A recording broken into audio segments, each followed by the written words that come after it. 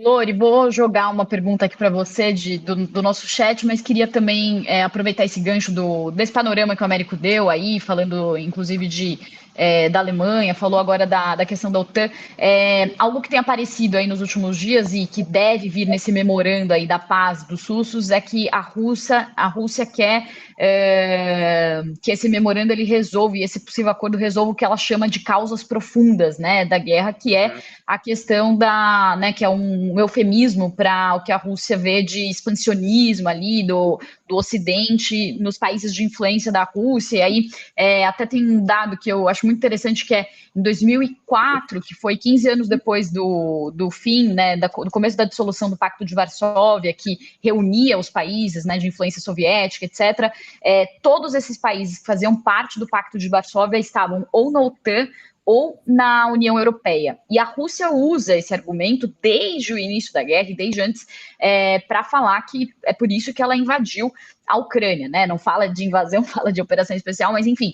E até tem uma crítica aqui nos Estados Unidos sobre o próprio presidente Joe Biden, que recebeu Zelensky antes da invasão russa em 2022, porque ele teria dado um apoio ali para as pretensões da Ucrânia de entrar na OTAN e que isso poderia ter ele poderia ter subestimado a gravidade disso e o quanto que a Rússia acha isso uma ameaça existencial. Então, eu queria juntar isso com essa pergunta do Aldrin Kuhn, que ele falou assim, já se provou que as sanções não funcionam, quais outras medidas a Europa e Estados Unidos podem adotar contra a Rússia sem intervenção bélica? Então, por que eu estou juntando os dois assuntos? Né? Porque a gente está falando aqui do que pode acontecer nesse momento. Então, a Rússia falando que quer atacar as causas profundas, e há essa consideração aí de possíveis novas sanções que podem acontecer. E a gente já viu esse filme antes, né? As sanções não tendo grande efetividade. Como que você vê o conflito nesse momento, Lori? Você acha que esses memorandos podem trazer algum avanço? Você acha que não vão trazer e aí vai haver sanções? Essas sanções podem mudar alguma coisa em relação ao rumo da guerra?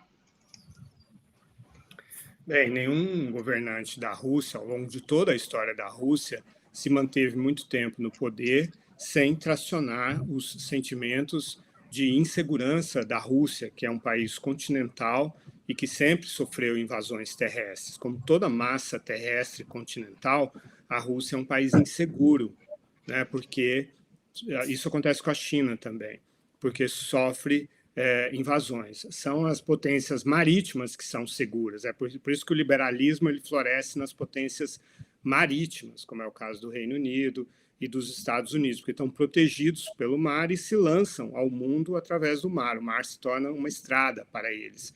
A Alemanha é uma potência terrestre e marítima, por isso que ela oscila entre o liberalismo e o autoritarismo. A França também. Quando a França e a Alemanha se tornaram países democráticos integrados à União Europeia, a única ameaça à democracia europeia passou a ser a Rússia.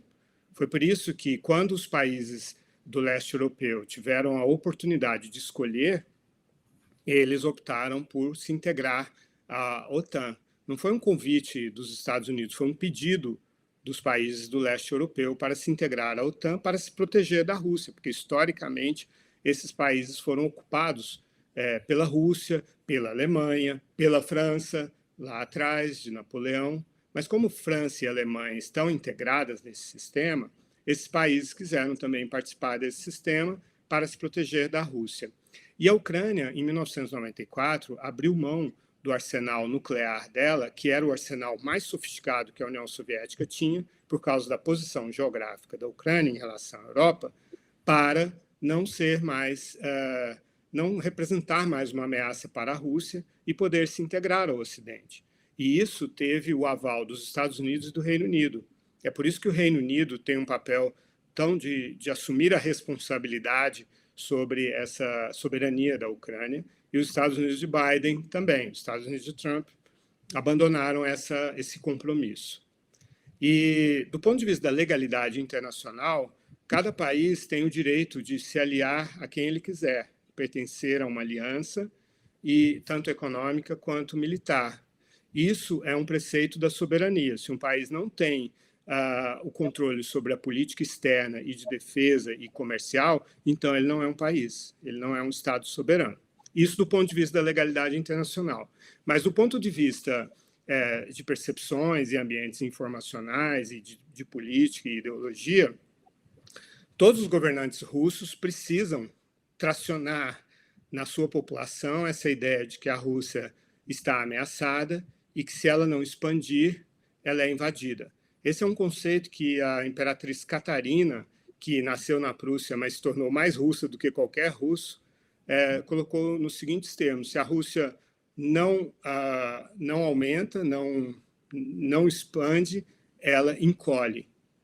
Então, essa é uma noção do imperialismo russo.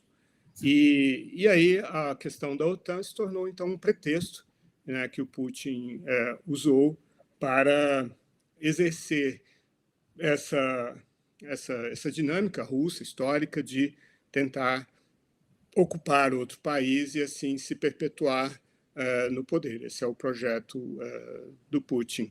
Sobre as sanções, de fato, sanções comerciais só funcionam se quase todo o mundo aderir, se pelo menos todos os grandes países ricos aderirem. Foi o que aconteceu com o apartheid na África do Sul.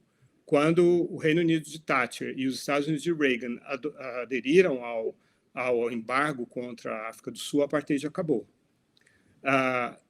Hoje existem grandes brechas nas sanções comerciais, inclusive do Brasil. Brasil, China e assim por diante.